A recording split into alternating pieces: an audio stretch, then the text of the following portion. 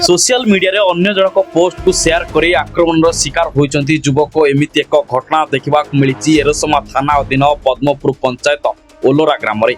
सूचना मुताबक सियाली बेलाभूमि रे टोल गेट पार्किंग पई बेआईन टिकेट कटा जाउची बोली सोशल मीडिया रे केही जने व्यक्ति पोस्ट करथिले। सेही पोस्ट को जीवन कांडी निज आईडी रे शेयर करिवार उद्देश्यमूलक भाबे ओलोरा ग्रामर जयप्रकाश कांडी माड़ ओरफ जितू माड़ मारिबा सहित जीवन रो मारी देबाकू धमक देइछंती, जहाकू नै जीवन एरसमा थाना रे द्वारस्थ होइछंती। जीवन कुमार कांडी घर बड़बेला कौन जीवन प्रति विपद अछि कहू? जीवन प्रति विपद कौन अच्छी काली 3टा समय भितर आमे तीन हला मो सांग गोटाई मो बड़ाई गोटाई बसिकरी आमे गोटे हला भोजी करथुलु। बिरियानी नेगिरी खाउथुलु।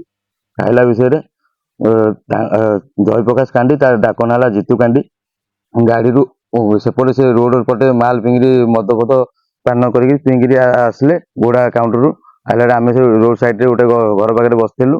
बसला भितर तापर से गाड़ी रु ओल्हेले तो तापर मार स्टार्ट कले मते हटाने कौन पाई माइले मु जाने ओल्हेले तो किसी पचरा पची ना डायरेक्ट माइले।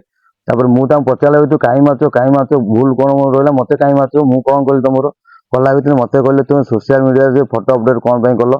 मु कहली को फोटो ना सियाल गेट आमे काटुथलु टिकेट हला ताकू फोटो अपडेट कौन कलो। मु कहली मु तो फोटो अपडेट मु करनी ता फोटो अपडेट किए करियंती ताको मु देखिली सोशल मीडिया मु ताकू शेयर कर देइतली मो फेसबुक रे।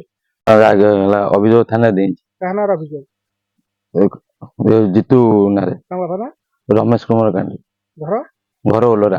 कौन पाई कौन ना मोर कैमरा बिजनेस अछि बाहर शूटिंग करे ये शूटिंग करे राति अधे जाई राति अधे आसे सी मते धमक देई तते मु मार देबी आन देबी धमक देई काना मो राति बिकल आउची ये कहची मोर आगु पछो के नांती मोर भी छोटो छुआटा यदि काले किछि भी मोर हेई जो कोडी जगी जाकी मते पिटी पारी देले तब जार मोर खेती हबो मो शरीर जा आगामी खेती हबो से दायी हबो सी।